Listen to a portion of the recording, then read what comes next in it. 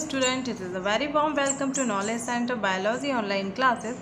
Today we will going to discuss about the RBC's lifespan, means RBC's life cycle. RBCs means red blood cell. This is a part of the blood and this is also known as erythrocyte.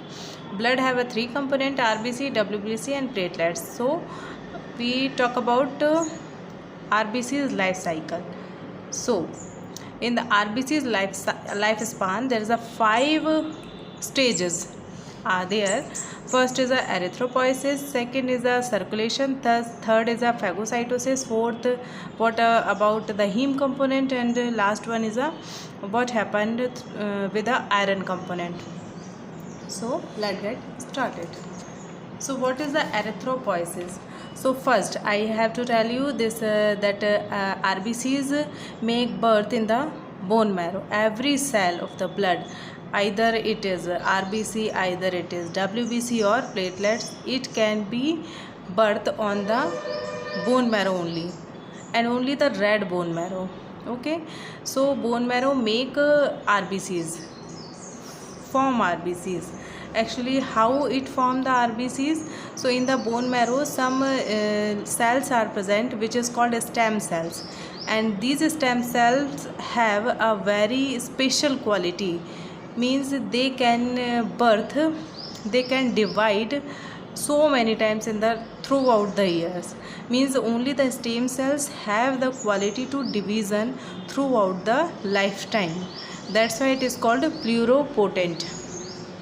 Any other cell don't have this type of quality in the body. So these stem cells divide into two parts and make birth to the RBC. So our erythropoiesis means the process to birth of the RBC is called erythropoiesis, means RBC is produced in the red bone marrow. In red bone marrow some special cells are present. They are called stem cells. They pluripotent. These stem cells have cell division and make erythroblast. Now erythropoietin and vitamin B12 and B9 react on erythroblast and make a mature RBC, means stem cells divide into two parts. One cell come back to the stem cells and make the stem cells again, and second make the erythroblast. Erythroblast is a immature RBC. It have a nucleus, and when three component react on it, first is the erythropoietin which is secreted from the kidney, and vitamin B12 and B9 which is secreted from the small intestine. They three component react on the erythroblast, so the nucleus of the erythroblast come out and it make the mature RBC. Now this mature RBC secrete in the blood from the bones. So circulation for about 120 days. Mature RBC circulate in blood.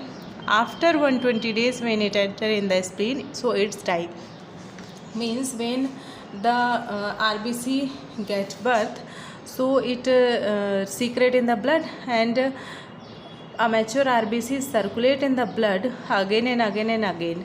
But when it circulate from the capillaries, so the wall of the capillaries is really very thin, so that it can be little bit rupture of their skins, so it can be going to be weak again and again and again. And after 120 days when it's enter to the spleen, so the capillaries of the spleen is very thin, so it can be blast over there and it can be die. Now RBCs are die after 120 days. Third one is a phagocytosis. Phagocytosis in liver and the spleen. Spleen are also called graveyard of the RBCs. And now dead RBC enter in liver. Here some phagocytic cell are present called Kupffer cell, and they eat the RBCs. When the die RBCs enter in the liver, so liver have some special kind of cell. These cell are called phagocytic cell, and these are called Kupffer cell. They just eat the RBCs. Okay, so spleen called graveyard of the RBCs. Okay, and now in the spleen, it going to be blast, so that heme product separated from the RBC, and separated RBCs eat from the Kupffer cell. So what happened with the heme product? So heme component of the blood are recycled, means heme component which present in the RBC, which degraded into bile juice, presence of bilirubin and biliverdin. These both are came from the liver. So they react on the heme product, so that it can be heme product convert or degraded into bile juice, and it secreted from the liver. And some iron product in the heme. First one is the iron transported by the transferrin, means the iron component transported by the transferrin. So this is all about the RBC's lifespan. There have first is the erythropoiesis, means make a mature RBC, then it circulate in the blood throughout the 120 days, and after 120 days it get tired and it's going to be die on the spleen. So that spleen also called the graveyard of the RBCs. And now dead RBC go to the liver.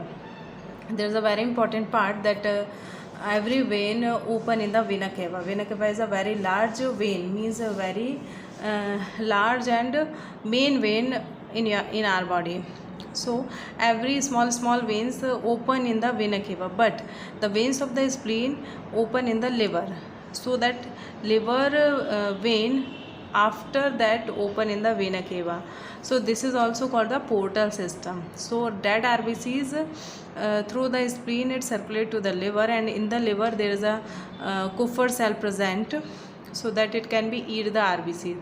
After that heme component, it going to be degraded into bile juice in the presence of bilirubin and biliverdin, and iron transport by the transferrin. So this is all about the RBC's lifespan. It is just 120 days. Okay, thank you so much for watching.